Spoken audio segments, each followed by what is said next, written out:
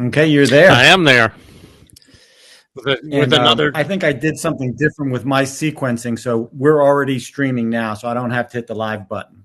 There we go. All we have to do is let me do my sterling introduction. Intro away. All right, I got my sip of water. We're all good to go. All right, here we go. Welcome to episode 8 of the Grumpy Brothers Sports Show on Millions. I am Chris Ludvigsen, joined by Ted. Say hey, Ted. Hey. Hey. Please check us. For those of you who are new to our streaming event, please check out our weekly podcast. You can find us on Apple Podcasts, Spotify, or Odyssey. And you can also check us out on social media. We're on Instagram, Twitter, Facebook, and you can also email us at grumpybrothersports@gmail.com. And with that, our topic, I guess it's plural, Ted. Our topics tonight are the two Hall of Fames, baseball it's 1 and 1A. It's 1 and 1A. How's that? There you go. So the Baseball Hall of Fame, which we're going to start with, actually announced their inductees. So let's start there, and then we're going to talk about the Football Hall of Fame finalists. And as always, for those of you who are new to the Grumpy Brothers, at least I know I am a very hard grader on all Hall of Fames. Yeah, you are. Yeah, you are. Yeah. On a great, I got a feeling you're not going to be happy with some of this, but go ahead. On a scale of 1 to 10 of how difficult I am, I'd say I'm an 11 as a grader, and I'd say Ted is probably somewhere between a 7 and an 8. Yeah, that's probably right. Yeah. Okay. Yeah. All right. So let's start with baseball, and just a quick little administrative part of this. This is the baseball writers who are the primary electors every year. And then I can't keep track of how many different committees they have these days. Just enough to get everybody in. Just enough to get everybody in. That's a good rule of thumb. So with the Baseball Writers of America, I think they write, or they do the Hall of Fame for standard inductions. And there are hundreds of writers, and in order to get elected, you have to get 75% of the vote. Right. And I believe now they say that each elector can only check off 10 people per year. They just can't check off everybody on the list and be done with it, which I think some of these people are doing. But anyway, this year we have 3 inductees. Adrian Beltre, the third baseman with the Dodgers and the Rangers, had 95.1% of the vote. That's pretty strong. Performance. Yeah. Todd Helton, the first baseman with the Rockies, 79.7%, and Joe Mauer, the catcher and first baseman with the Twins, and we'll get to that, snuck in by only 4 votes with 76.1%. Yeah. And then the next 3 closest were Billy Wagner, who just missed by 5 votes, the closer with multiple teams. He got 73.8%. Gary Sheffield, in his 10th and final year on the regular ballot, only got 64%, and then Andrew Jones got just under 62%. So, Ted, I'm going to open it up there and let you say you like them all, you didn't like them all, you like this. Start wherever you want to. Well, the 3 guys that are in, I was surprised that, back when the vote, I guess when the ballots were sent out, and they start with the pre-vote analysis, that Beltre was, like a consensus that they was like, oh, it's automatic. And you think about it, because we didn't, you don't see him play. He didn't play a lot in the postseason, which is where, you would see. But when you look at his regular season numbers, you look at 3,000 hits, which is basically automatic anyway. Yep. And then 470 something home runs, or 477 home runs, placing him 31st overall. Yep. And 5 or 6 Gold Gloves or something. 5 Gold Gloves. Yep. And then on the Baseball Network, they were running on the bottom, it said he was one of 3 guys with Willie Mays, Yastrzemski, and Dave Winfield that had 3,000 hits, 450 plus home runs, and had won 5 Gold Gloves. If you're on that list, you're in. Sorry, you're in. Yeah, I just didn't realize it because we didn't see him enough, and he didn't play on a lot of great teams because the Dodgers were in a decline when he started with them. Right. Was he on the Eric Karros teams, Ted? Yeah, I think so. Yeah, he played, and the Dodgers were good, not great. Yeah, they weren't making the playoffs. Then Yeah. he went to. I had forgotten he went to Seattle and Boston for brief spells. I don't think he was traded. I think they were free agents, but I free agency moves. I don't know. And then he spent a fair amount of time in Texas, but they weren't. They may have made the playoffs, but they weren't. Ted, if you remember, he was on the Rangers team that lost in the 7th game to the Cardinals. Oh, was he? Okay, I don't remember that. Yeah. And okay, so he did play more in the World Series or in the playoffs than I thought. So Ted, you hit one of the primary nails on the head from my perspective. And Ted, you said it exactly the way that I thought about it. When I thought of Adrian Beltre, I always thought he was a good player, a very good player, not ever a dominant player, not ever the best player in the sport or anything close to it, but a very good player. But to your point, when you look at his statistics, both offensively and defensively, yeah, I think he's a no-brainer that he gets in. And to your point, because he played in Texas, because he played in the Dodgers, we didn't see him all the time. And Ted, he played in 7 postseason series, a total of 28 games with a .261 average, 5 home runs, 11 RBIs. That's not awful. If the Rangers win that one World Series and he hits a double into the gap in Game 7 to drive in the go-ahead run, whole different we're all saying, hey, yeah, Adrian Beltre, definitely. No, but once you get the full scope of what his regular season is, because that's what they're voting him in on is their regular season career. Yeah. He was a really, really, really good player. So and warranted the high draft status that the Dodgers gave him back in the 90s.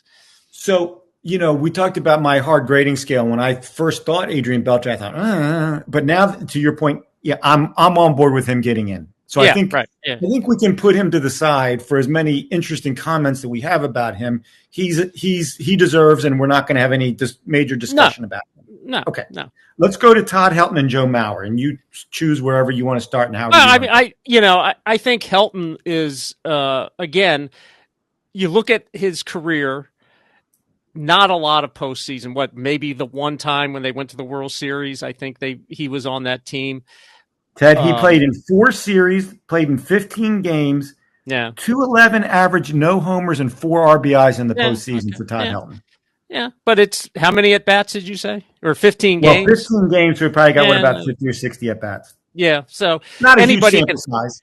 Right. Anybody. I mean, Ted Williams played in one World Series and didn't do anything. So Helton would have been on the team with the Rocky team that made that big run to the World Series when they got swept by the Red Sox. Yeah.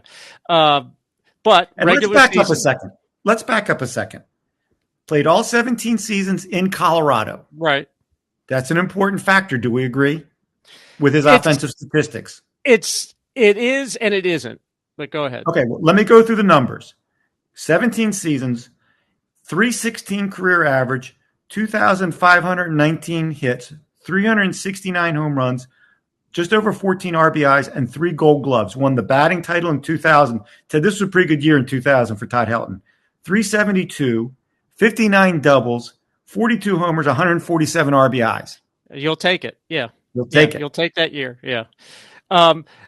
Now, to get back to playing in Colorado, he still has to play half his games somewhere else. Okay. He has to play half his games somewhere else. And if you're going to say a guy playing in Colorado, where it is an advantage, there's no two ways about it. But you're not downgrading Babe Ruth for playing in Yankee Stadium, where, before the new stadium was built, it was 295 down the right field line. Okay. You don't downgrade Ted Williams for playing or Yastrzemski for banging balls off the wall in Fenway Park, and Wade Boggs for doing and the fact is he didn't hit 460 in Colorado and 230 on the road. It was, I don't know what it was, but it was probably you do. No, I don't. But Ted, I was getting ready to say the infamous Stan Musial. Yeah, right. Other than him. Yeah, other than him, yeah. He had the same number of hits at home and on the road. Right. I forget the exact number, but that's a pretty he's like the only guy, right? So I don't think I used to downgrade him. I used to think about it that way, and now I'm like, no, he still has to play 80 games on the road. So he could hit. He hit 316. He hit 316 and he had power. But Ted, in that park, when that outfield is so big, and you have all of that space, and he was a line drive, gap-to-gap hitter. Yeah. I mean, Ted, you look at his stats: 592 career doubles. I would love to know how many of those came in Colorado. I have no doubt all of, or the vast majority, or not the vast majority, but that his numbers were very skewed towards Colorado. I had no doubt, but he wasn't hitting 240 on the road. Okay, To hit 316 for his life, he's not hitting 240 on the road. Okay, here's my other point, Ted. So the corner positions, first baseman and two corner outfield positions, are historically and traditionally places where you place power hitters. Yeah. Helton was a solid power hitter, but not a 20-something home runs a year. Yeah. Yeah. Okay. So Ted, with his 369 career home runs, here's a list of guys with more home runs than Todd Helton. Yeah. That are not in the Hall of Fame. And as Red Button said, never got a dinner. Never got a dinner. That's a shame. All right, here we go. Yeah. Which of these guys, if Helton gets in, which of these guys also gets in? You ready? Yeah. Yeah. Jeff Kent. Yeah, he should have been in Howard. already. Okay. Who? We agreed on Ryan Howard? No. Okay. Dwight Evans. Yeah, he probably will get in eventually on one of the committees. Yeah, he was such a good outfielder. You almost that you have to count that. But Helton was a really good first baseman too. Yeah. Greg Nettles. No. Okay. Joe Carter. He's another one that I could. Yeah, when you hit a home run to win the World Series, that by itself got Bill Mazeroski in. Yeah. What else did Mazeroski do to get in the Hall of Fame? He apparently, we didn't see him. He was apparently a superb second baseman. So. Okay, so was Glenn Beckert. Are we putting him in? No. Hey, Ted, did we just show how old we are that we both knew who Glenn Beckert was without having to think about it? Wow. I got two more for you. Dale Murphy. He's somebody that I think will get in eventually. He had 2 MVPs. I think he got a little downgraded because he had that long playing streak, and I think it wore him out. And at the end of his career, he wasn't a very good player. And he was he was on bad teams. Bad teams. He was on those Brave teams before Maddox and Smoltz and Glavine showed up. He was bad in that ugly uniform. And then a guy that I think we're going to talk about later and that we mentioned in this beginning of this is Andrew Jones. Yeah. Okay, let's hold off on Andrew Jones. So of the list that I just gave you, you're putting Kent in. Yeah. And you're considering Evans and Carter and Murphy. Yeah. And I would say, what did you say the number of RBIs for Helton was? 1406. So over 17 seasons, he's averaging 82. It's 82. Okay. I have a calculator. It's 82. Okay. So that's a pretty good see. If you're hitting 22 homers and 82 RBIs and you're hitting 316 and playing Gold Glove caliber first base, it's a pretty good player. Okay, you're okay with Helton getting I'm okay with it. Yeah, I'm okay with it. Yeah. I know you're reluctant because of the number, the skewing. You'd have to see the skewing of Colorado. So what I always say is, if you're going to, once you put that HOF in front of a player, yeah, those 3 initials are in front of Willie Mays, Hank Aaron, Babe Ruth, okay. Yeah. And I'm sorry, Todd Helton is not any of those guys. Well, he's not, but there's a lot of guys in the Hall of Fame that aren't those guys. Brooks Robinson isn't those guys, and we love Brooks. We love him, but he belongs in the Hall of Fame. But Brooks, I'm going to get into this. I'm going to get into this with Andrew Jones, but go ahead. Okay, Brooks had at least the quintessential moment of basically being the best player on the field when his team won the World Series. Yeah. If he doesn't have that series against the Reds, he's in anyway. He's still anyway, but that's the Todd Helton. That tied the knot. Yeah, but Todd Helton doesn't have that moment, and that's why I have the problem with these guys. Okay, let's go to Joe Mauer. Let me give you his stats, Ted. Yeah, 15 years all with the Twins. Yeah. 306 career average, 23 career hits, 143 home runs, 923 RBI, wins the MVP and has 3 Gold Gloves and won a batting title. Played in 4 postseason series, 10 games, .275 average, 0 homers, 1 RBI. But Go. You can't evaluate him on the last, whatever it is, 2 or 3 years where he was primarily a first baseman. You can't. Okay, but that's one of my big arguments with Mauer. Keep going, though. No, but you're evaluating him as a catcher. And he was a really good catcher, and he was a good hitting catcher in an era when there aren't a lot of good hitting catchers. And if your guy played 1 year, 2 years in the field. Johnny? Yeah, maybe one or they tried to make him a third baseman. That was a horrific failure. Then he played a little first base, and then he was done. Yeah. Yeah.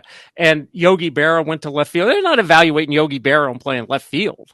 But Yogi also has 10 World Series rings, Ted. Okay, but that's if Joe Mauer was catching for the Yankees in the 50s, they'd probably have at least 7 or 8. If you say Yogi won 2. Yeah. But here's my problem with Mauer, Ted, as a Hall of Famer. Yes, he was one of the most athletic catchers of his era. And he was not a good athlete. He was a great athlete. Right. And he was a very good hitter. But here's my problem. We say the last couple of years.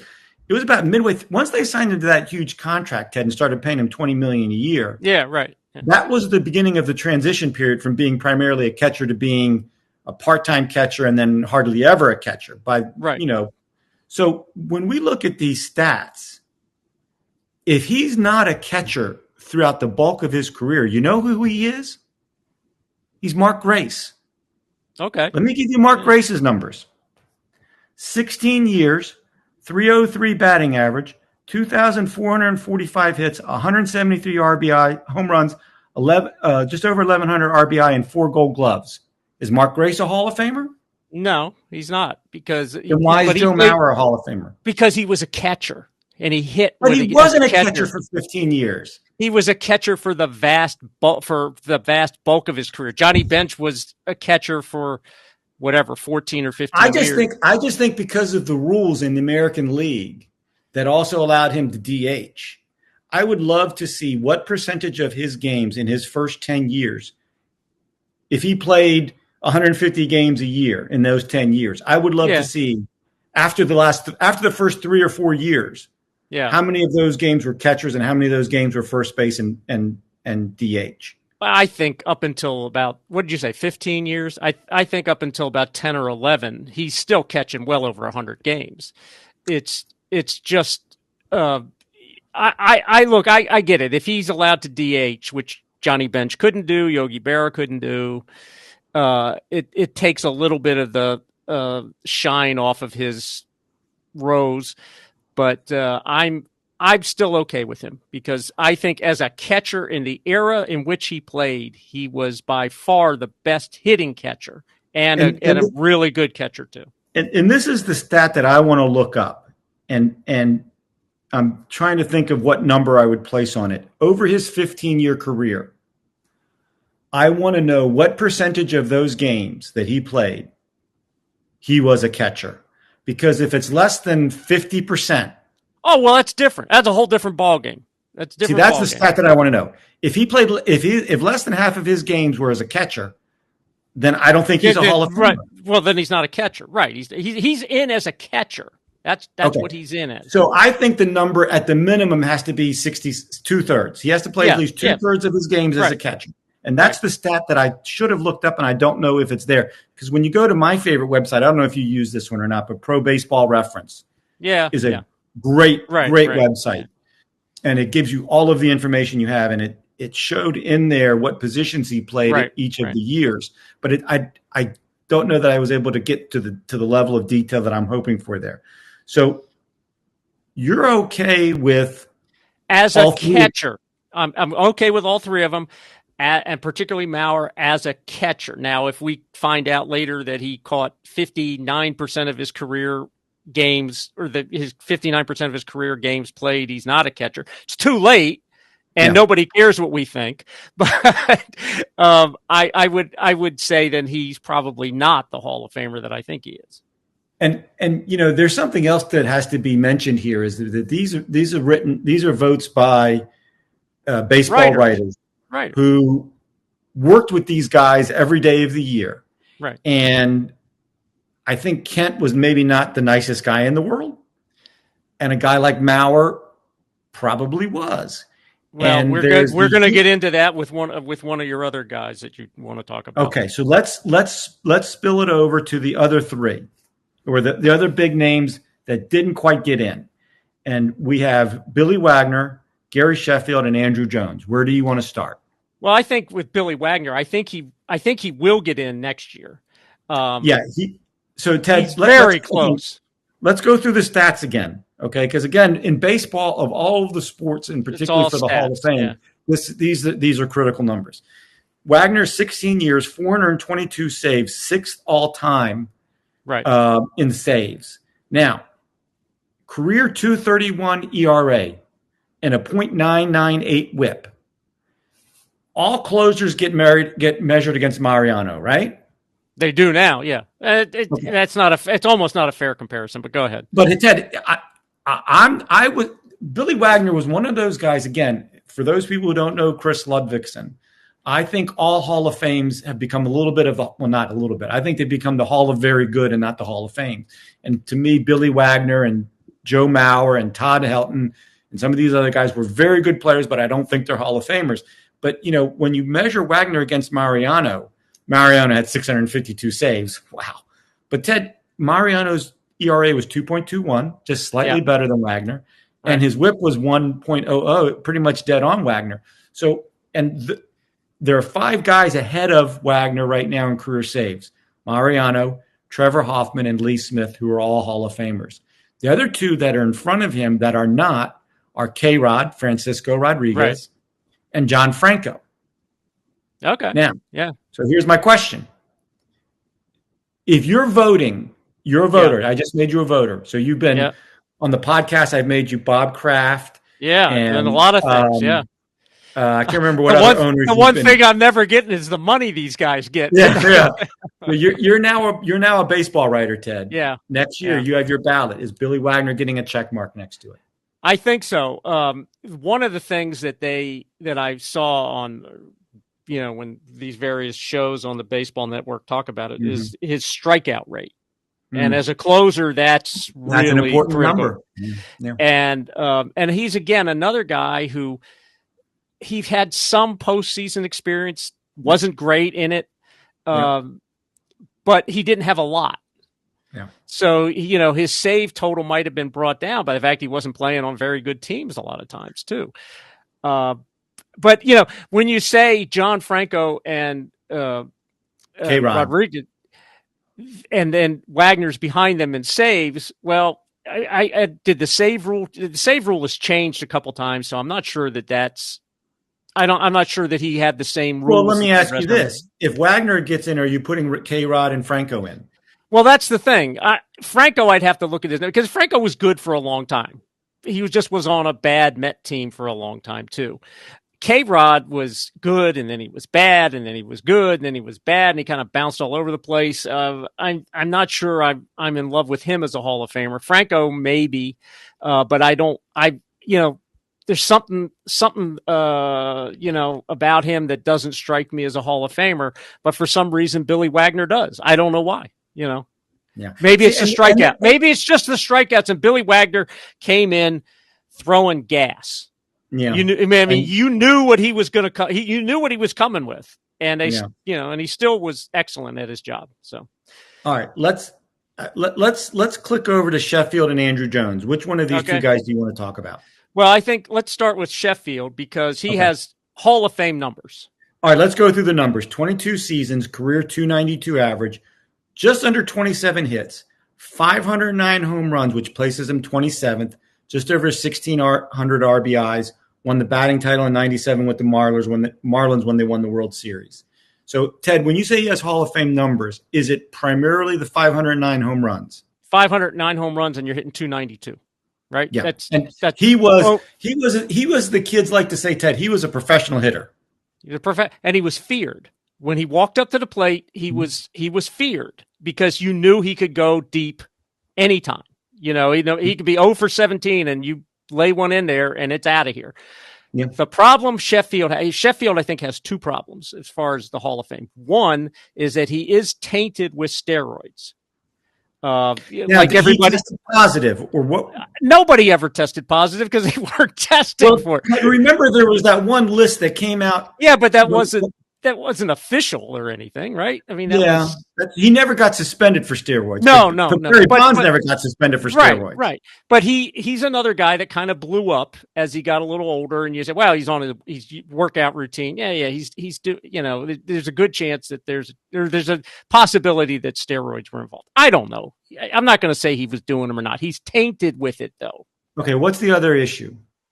What you talked about before. He was not the nicest guy. He always seemed to be surly with the press. I don't know how he was with everybody else, but with the press, he had a bad reputation. And a lot of that started in Milwaukee when he first came up, right? And I don't know if it got any better.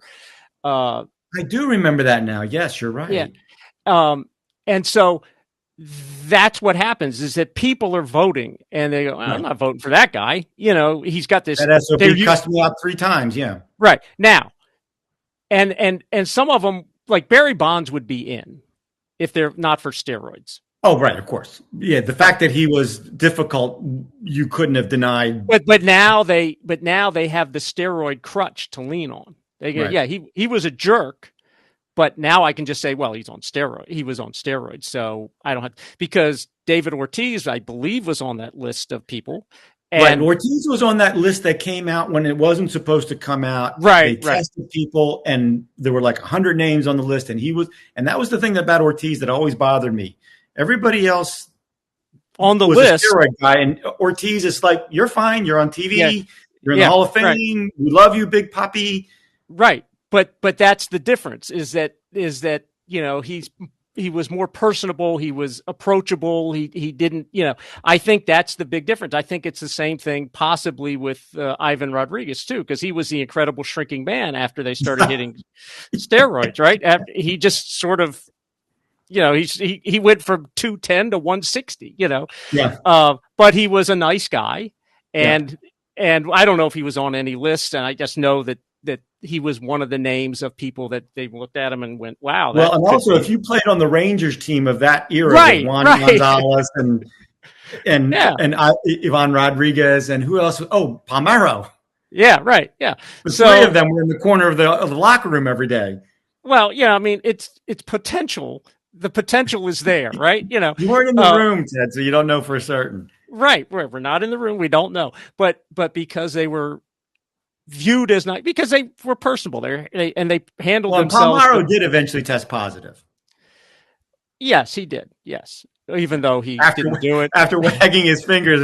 But he didn't do it. It was Miguel Tejada gave him a shot of B12 and the thing's got all B12. Yeah. Remember that? Yeah. He was told it was B12.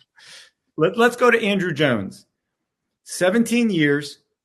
254. That's the problem. 1,900 hits, 434 home runs, just under 13 RBIs, 10 Gold Gloves, Ted. Right. He was legitimately a great, not good, great defensive outfielder, maybe the best of his era. Right. Okay. And 434 home runs is a nice combination, but only 1,900 hits. Here's the thing. I'm okay with Andrew Jones going in, and I'll tell you why. We just talked about Bill Mazeroski, and then I'm going to give you Brooks Robinson, Ozzie Smith. They're not in the Hall of Fame because they could hit. They're in the Hall of Fame because they could play defense, and they hit some. And Yadier Molina is going to go in the Hall of Fame, and he was, he had a couple of good years as a hitter. A couple. Yeah. Realistically. Later in his career, he became a very serviceable hitter, 270, 280. And I was never a Cardinal fan, and I always hated him coming up in a clutch situation. Right, yeah. But he wasn't Johnny second Bench. Base, 2 outs, he got him in. But he's not Johnny Bench or Carlton Fisk or somebody's hitting 30 home runs or anything like that. Yeah, he became a 270, a nice hitter who could drive in some runs, But he's going in because he could catch. Yeah. And if you're going to... Yeah, but I mean, I just meant he was a great catcher. Right. if you're going to put those guys in because they could play defense, Andrew Jones has to be in because nobody played center field better than him. You could say other guys were as good, but nobody was better than he was. Griffey, maybe, Paul Blair was great, but nobody's talking about putting him in the Hall of Fame. No. I'll tell you a guy who was really, really, really a good center fielder that nobody ever saw play center field or very rarely saw play center field because he just never. Rick Ankiel, when he played in Washington, he was a great center fielder. He could run. He could obviously throw. He was hitting 210. Well, if we're going to stay in St. Louis in center fielders, what about Jim Edmonds? Right. And he probably has. I don't know if he has 400 home runs, but he's probably got 300. I think he's one of the guys that's ahead of who was, I guess it was ahead of Helton in career home runs. That could be. He's one of the guys. I just didn't even include him in my list. Yeah. Now, the other thing about this is my point. Once you start allowing these guys, to me, I don't want to debate Hall of Famers. Okay. I want you to say Ken Griffey's on the ballot. Oh, well, he's a Hall of Famer. Right. But I don't think we should be having these debates about who goes in the Hall of Fame. Okay. That's fine, except for you've already let in guys that are the greatest fielders at their position. And is that not part of the resume of a great ball player? They're supposed to be able to field. Oh, definitively, 100%. But here's my point, Ted. So from your perspective, does that make Andrew Jones as definitive a Hall of Famer as Todd Helton? Yeah. Yeah, because he was so good in center field. All right, let me ask it this way. I bet you he won 5 games a year playing center field. Let me ask it this way. You have your ballot. Yeah. It's this year. Yeah. And you only have one spot left to mark off, and the 3 choices are Todd Helton, Joe Mauer, Andrew Jones. I probably would have put Andrew Jones in. Ahead of Helton because he was so good in center field, and he hit 430 home runs. He was. This is what's going to happen in years down the road too. Is we're going to end up with guys who hit 450, 500 home runs, hitting 230. Because of the way the game they play these days. Yeah. And so guys are going to get in because they hit 500 home runs and they're hitting 210. In past eras, they wouldn't have even been on the roster. That's Dave Kingman. Right. Yeah. They would have been on a bad team and nobody would have cared that they hit, 400 home runs, So Dave Kingman would be an all-star in this current era. Sure. Because nobody cares about strikeouts and nobody cares about what his batting average was. Right. Ted, they don't care about RBIs either anymore. Yeah, guys just magically come home. They somehow wander in when they have to come in when somebody hits a home run, and that's just a byproduct of the home run. All right, let's go over to managers, Ted, because I can't remember which one of the committees Jim Leyland got in. Yeah, and if you had said to me beforehand, Jim Leyland, I don't know if you've looked it up, Ted. Do you have a guess as to what his winning percentage was for his career? I'm going to say very close to 500. Okay, Ted, boy, you're really good. You're really good. Here's his career record, Ted, with 4 teams. 1,769 wins, 1,728 losses, 506 winning percentage. Yeah. He gets the World Series with the Marlins and 2 pennants with the Tigers. And he went to the playoff. And he went to the playoffs a couple of times with the Pirates. So here's my question, though. Okay, yeah, good point. With the Barry Bonds and Bobby Bonilla team, and never could get past the Braves.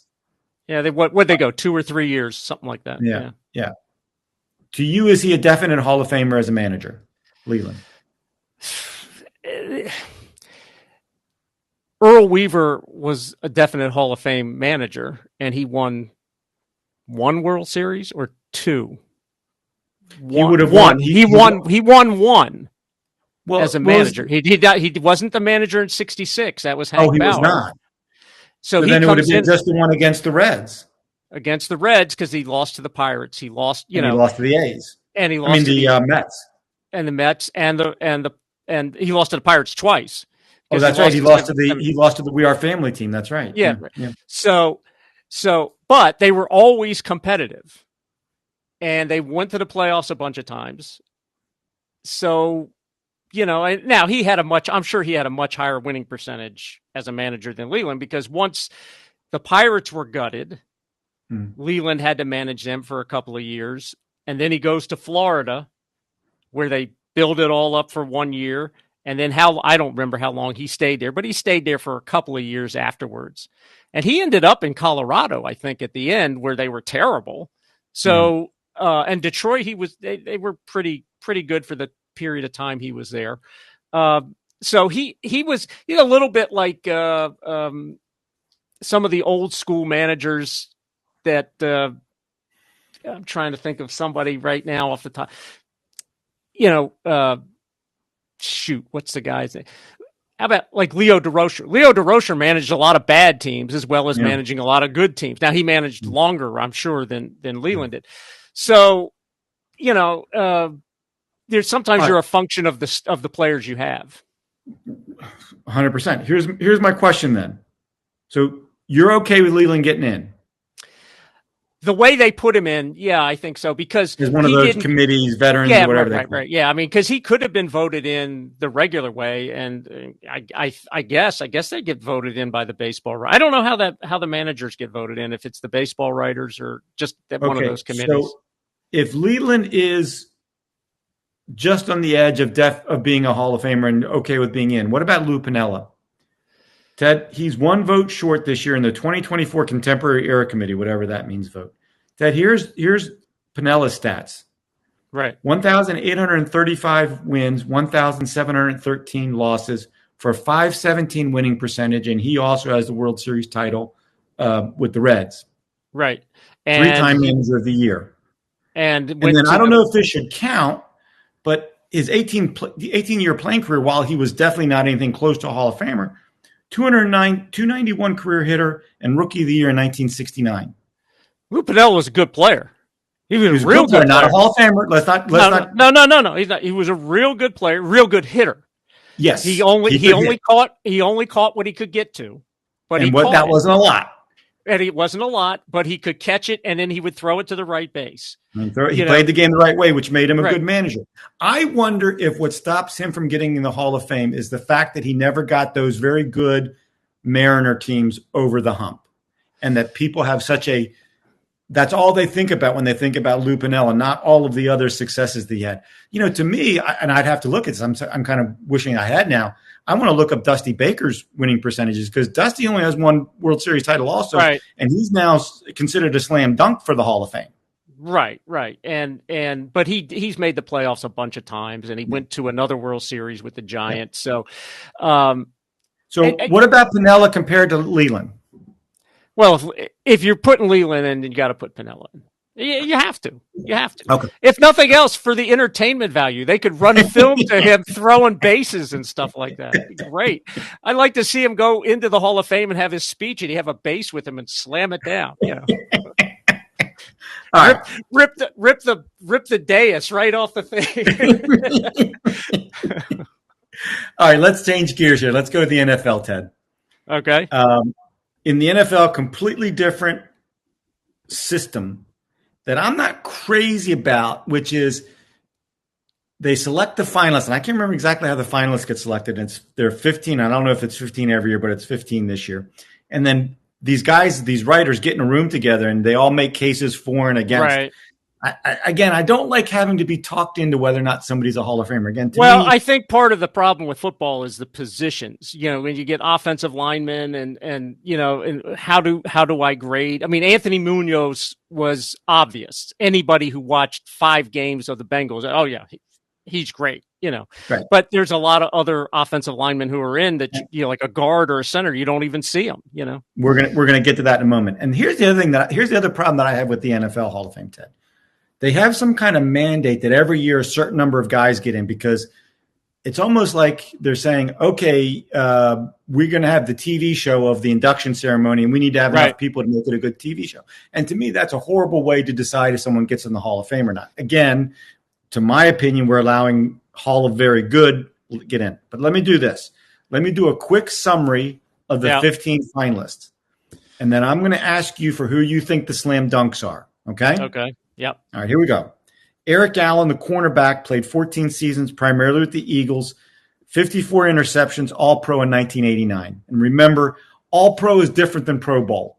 Anybody can make the Pro Bowl, but All-Pro means you're one of the best in the entire all of the NFL at your position. Okay, so he's one. Jared Allen, the combination defensive end linebacker for the Chiefs and Vikings, twice led the NFL in sacks, finished with 136. And every list I see for some reason, Ted, where they rank is different, but I have him as 12th all-time in sacks. Then the two things that we talked about earlier with offensive linemen, Willie Anderson, left tackle, played 13 seasons primarily with the Bengals, and Jari Evans, the right guard, played 12 seasons primarily with the Saints. I have no way to – neither of those guys strike me as definite, but anyway, they're on the list. Dwight Freeney, the pass rushing defensive end, primarily with the Colts in the Tony Dungy, Peyton Manning era, finished with 125 and a half sacks, 18th all-time. Antonio Gates, the former college basketball player turned tight end, 16 seasons with the Chargers teaming with Patrick Rivers. Most touchdowns by a tight end in NFL history. Great stat, Ted. Rodney Harrison, the strong safety with the Chargers and the Patriots, two-time Super Bowl champ, 34 career INTs. Devin Hester, your guy, the great kick returner, primarily with the Bears. All-time NFL leader in punt returns for touchdowns with 14, plus 15 kickoff returns for touchdowns. And how many years did he play?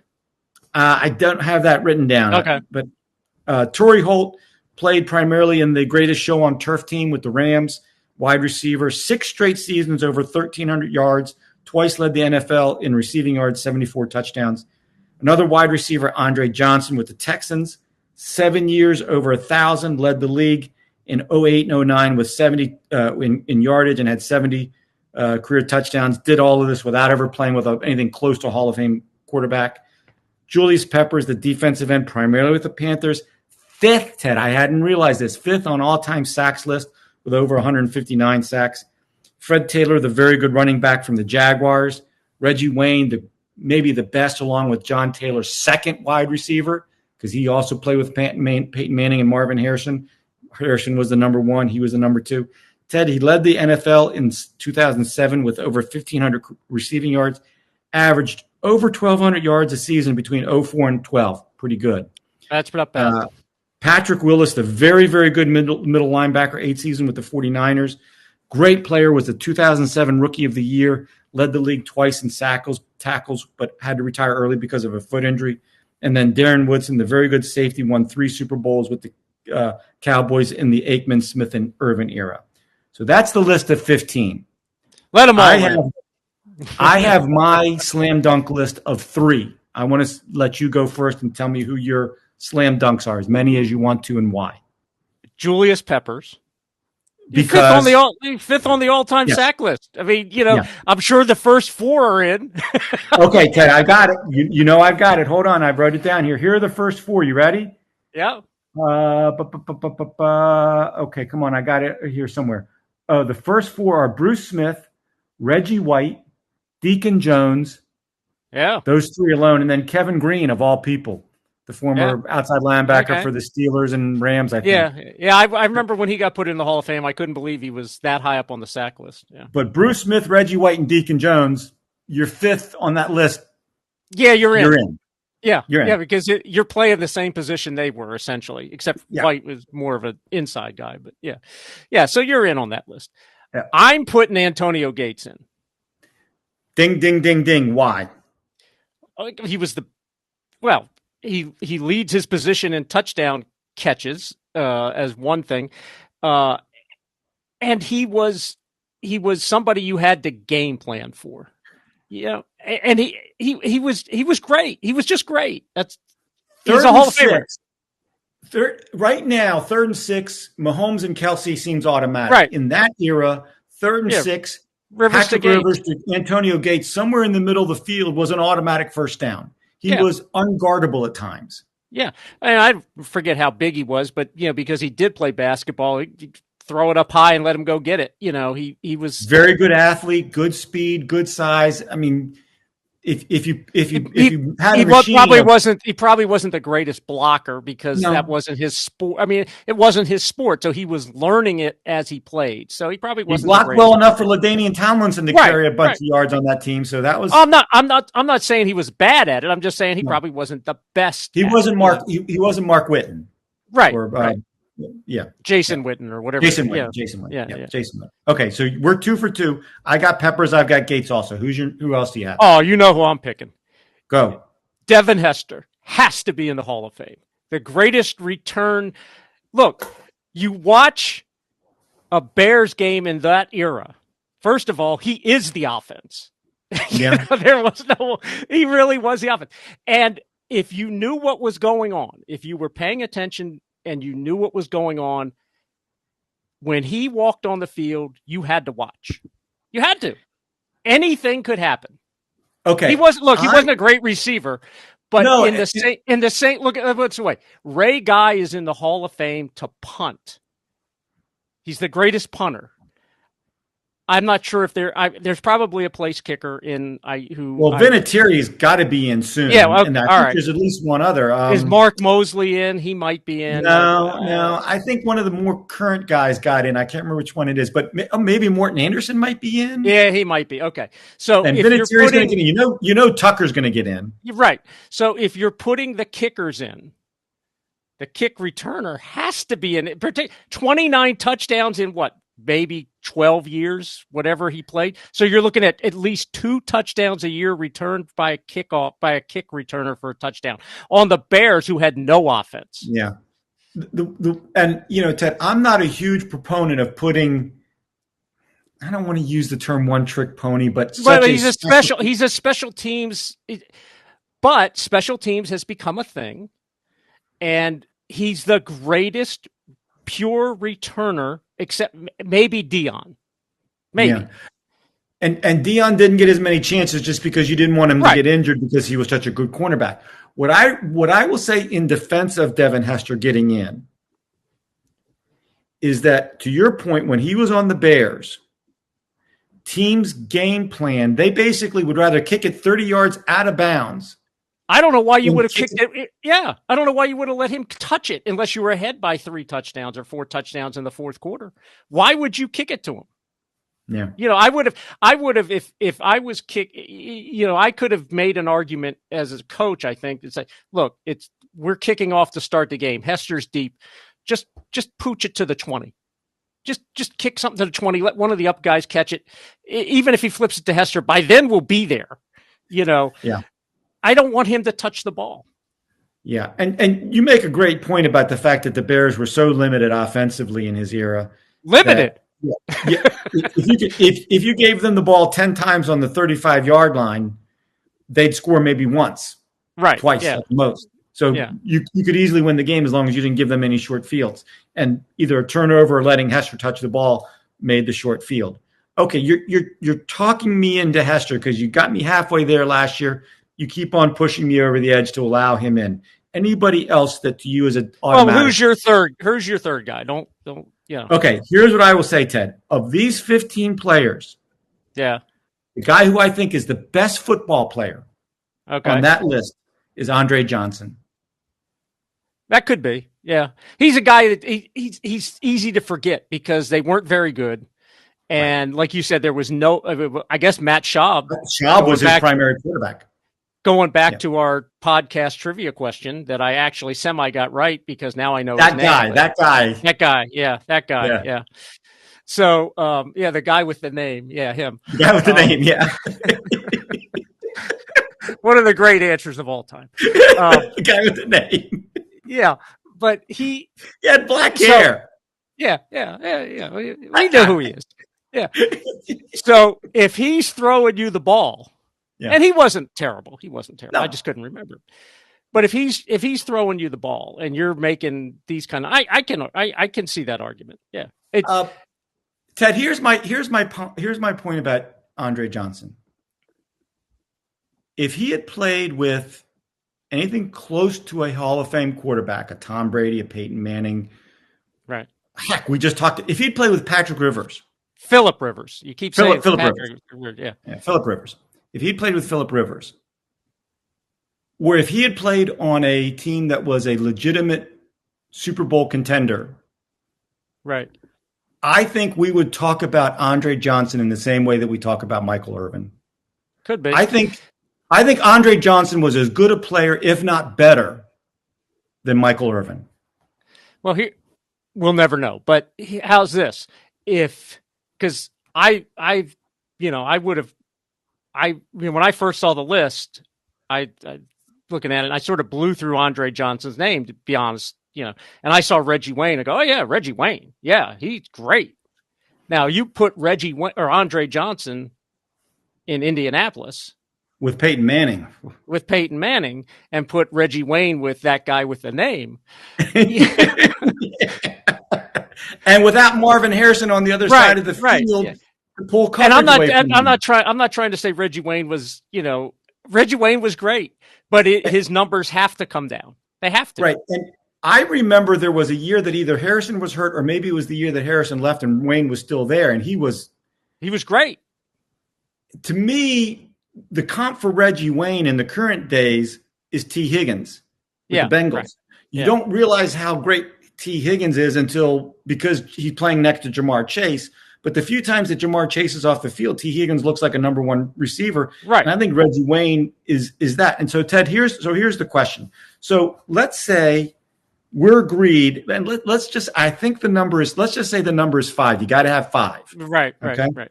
And I'm gonna go with you on Hester, and you're gonna go with me on Johnson. On Andre Johnson. Yeah. Okay, so we're up to 4. We're up to Antonio Gates, Devin Hester, Andre Johnson, and Julius Pepper. You need a 5th. Yeah. To me, the 5th has to be either Reggie Wayne or Dwight Freeney, both guys from the Peyton Manning Colts teams. Well, I don't disagree, but I like to think about Fred Taylor as my guy because really they weren't any good. And he was running for, 1,200 yards. They weren't any good. They didn't have a quarterback. They were. Well, didn't he play a little bit with Brunell? Okay, at the beginning, but by the time, there were a lot of years where Fred Taylor was the show. Yeah. And he gained. I'm not gonna disagree with Reggie Wayne or Dwight Freeney. I just think Taylor needs to be in that discussion. And if you take any of the 3, I'm good with it. I would probably lean still towards Reggie Wayne because his name, when I saw it popped right off the list to me. Yeah, and Ted, there's one of the stats that I read off to me is the most amazing. Between 2004 and 2012, he averaged over 1,200 yards a season. Now, again, that was with Peyton Manning. Right. But that was also with Marvin Harrison, got a lot of balls, and there was still enough left over. Yeah, and before you say, because I was about to say, well, they're chucking it up there a bunch of times. Well, not as much as you think, because they had Edgerrin James for a lot of that time, so they were handing it off some too. So they were running that 3 wide receivers outside zone play where you never thought Peyton was going to quite get the ball to Edgerrin. He was almost like always falling over as he was getting it to him. Yeah. He was, for a truly great football player, Peyton Manning might be the least athletic great player. He played the right position, and But is Edgerrin James? Did they put him in yet? You know what? I'd have to look at it. I don't think he is. But Ted, here's an interesting point. We talk about Dwight Freeney, and the reason that I think about Dwight Freeney is that in that Colts era, you talk about you having to game plan for people. Yeah, that's true. Yeah. He was one of those guys you had to game plan for. But what's interesting about it is when you look at the stats, you remember his running mate on the other side? Robert Mathis. Oh, yeah. Remember Robert Mathis? And they were almost identical in that they were both smaller, undersized, fast defensive ends that when Peyton Manning got ahead of you 14-0 and you had to start throwing it 40 times a game, those guys were coming hard the whole rest of the game. Mathis has almost as many sacks as Freeney does. Yeah, I'm sure. Yeah, because So they both were the same. They're kind of the same player. Yeah. right. And so my point is, if you let Freeney in with 125 sacks, and I think Mathis has like 123. They're really close. So is Robert Mathis now a Hall of Famer? And see, Ted, this is my point about, and it always comes back to this same point for me. If I do not like the fact that NFL saying we have to have so many guys get in every year. Well, I understand it's part of it is I'm sure is the show part, but they have so many players. They have 22 player and with special teams, you have so many guys. So there is a lot of room for if you're really restrictive on it, it's going to be hard to pick because we're taking 5 and we've come up with 8 or 7 or whatever it is that we could make an argument for. And Ted, so here's my comment. I'd have to look at the total numbers.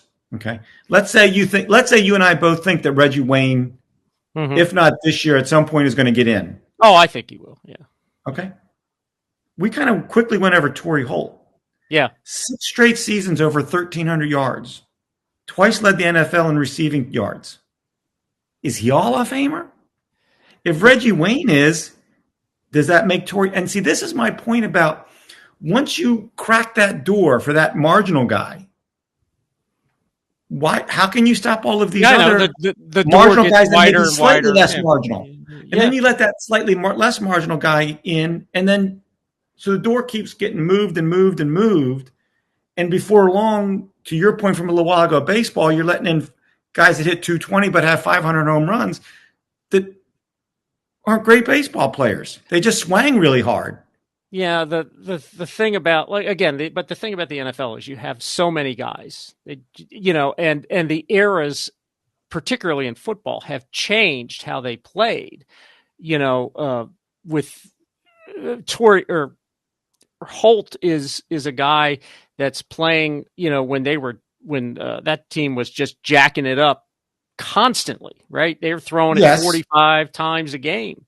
And the same to some degree you could say about Reggie Wayne, whereas some of the receivers in past eras, like I think Drew Pearson got put in, right? Recently, last year, or some sort of this is fascinating. But Drew Pearson was a great receiver. They just didn't throw it very much. Right. So, and something else, Ted, so this is, getting into this big argument about how tight the window should be to get guys in. We both kind of said yes to Dwight Freeney with his 125 sacks. Jared Allen, 136 sacks. Yeah. If Freeney gets in, and I don't think Jared Allen's a Hall of Famer. I think he's a very good player. Jared Allen with the Vikings, as I recall, was for a while, for about 3-4 years, a game wrecker. Yeah, he was. And I think he might have played on the same team with John Randall. Yeah. So the two of them together were the dynamic duo of some kind. Again, to your point from a little while ago, of guys you have to game plan for.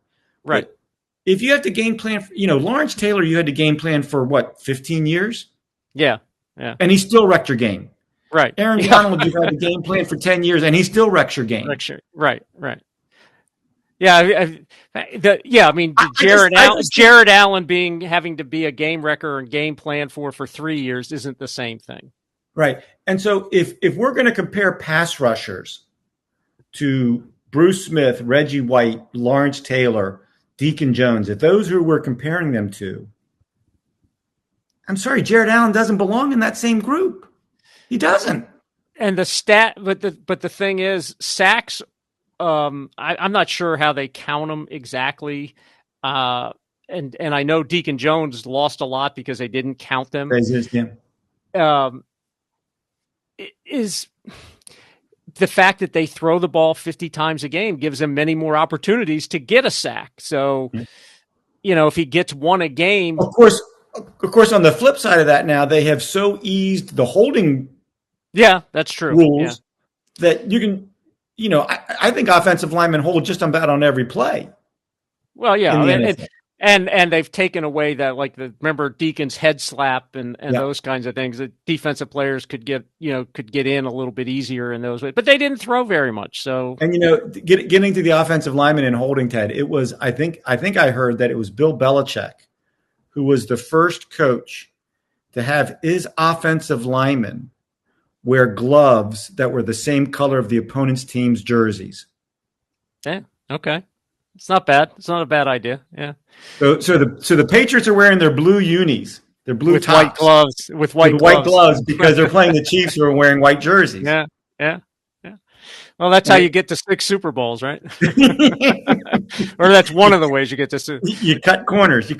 Hey, by the way, Ted, speaking of NFL coaching news, last night in the podcast, I believe I said something to the effect of it's very close for Jim Harbaugh. Yeah, you were right. Yeah. And close. I think we now have a topic for next week's podcast. Yeah, at least one guy anyway, right? Yeah. And actually we could talk about Belichick not being hired at this point because there's apparently dissension in Atlanta about his potential hire. I think the Atlanta thing is 82-year-old Arthur Blank thinking his team is a great coach away from being a Super Bowl contender. Yeah. And let's go way off the script for a second now. You're the Falcons. Yeah. Okay? You hire Belichick. Let's just say you hire Belichick. Okay. And the Bears call you and say, yeah, we're going to take Caleb Williams number 1. Yeah. So Justin Fields is on the trade market. Yeah. You can have him for the 8th overall pick in the first round, which the Falcons have. Are you giving the 8th pick for Justin Fields? I don't think they are. I don't think any of them are. No, you're the general manager. Ted, you've been Robert Kraft. Yeah. Oh, I was just you're somebody. I was a voter. I was a voter. No, I mean, nobody gives up a first round pick for. I don't think so. I don't think I would. I don't think that's the. Now, I will say this for the Falcons, and again, we're getting way off the path here, but in the preseason discussion we had, I said that I love their combination of London, Kyle Pitts, and Bijan Robinson. Yeah. And I think they have a workable offensive line. McGreary is a good tackle. Lindstrom's a good guard. If you put I heard somebody say this, and I hadn't realized this. Dak has 1 year left on his contract for $59 million salary cap hit this year for the Cowboys. So someone's going to renegotiate that contract to get that salary cap number down. You would think, yeah. If you're Dak, are you saying, hey, trade me to the Falcons and I'll sign a big contract with the Falcons? And then I'm sure he would. So let me ask you this. Do you trade the 8th pick for Dak Prescott? No, I don't think any of them trade. That's too high a pick for a guy who, But if you're the Falcons and you can bring in Belichick and you got all these other nice pieces and Belichick's going to make your defense a top 10 defense right out of the gate, right? Maybe. And then you put him with those good offensive weapons, a solid offensive line, and a top half of the league quarterback in the putrid NFC South. Yeah. You're the Detroit Lions, Ted. Yeah, maybe. I just think that Belichick maybe playing in the NFC Championship game next year. Would you give up the 8th overall pick for that scenario? Well, sure, but I think Belichick would go with Jared Stidham.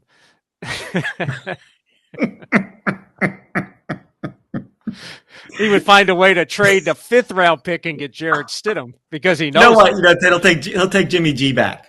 Okay, yeah, he'll do. Yeah, one of those things will happen. Yeah, he won't give up that 8th. He won't give up the 8th pick for that. No. But the only problem is Belichick wouldn't have a clue who to pick with that 8th pick, but based on his recent draft history, he'll take an offensive guard. I don't think that. I don't think he's going to be there, and I don't think that he's going to have full authority. I would not. No. And I would bet that's what's holding it up right now. Yeah, I think that's probably what it is. I bet someone in the office has said to Arthur Blank, I know you want him. I know you think he's going to get us over the hump, but by all means, do not give him player personnel decisions. No.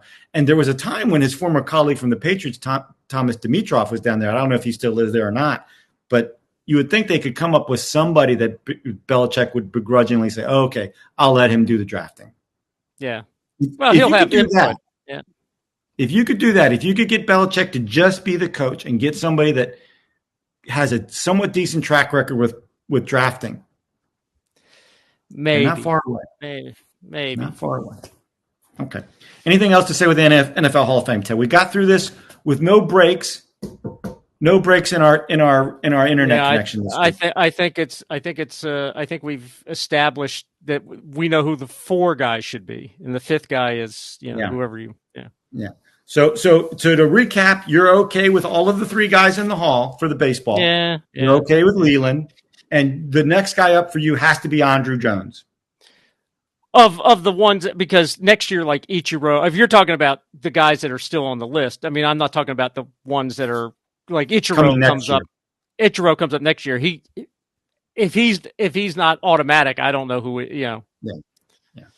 All right, so you're okay with that, with those, and then we're agreed. Antonio Gates, Devin Hester, Andre Johnson, and Julius Peppers, and then either Reggie Wayne or Dwight Freeney, and you also like Fred Taylor if it's that 5th spot. Yep. And I tell you, Ted, of all of these other guys left on this list after those first 4, the next guy who might have been the best football player, Patrick Willis.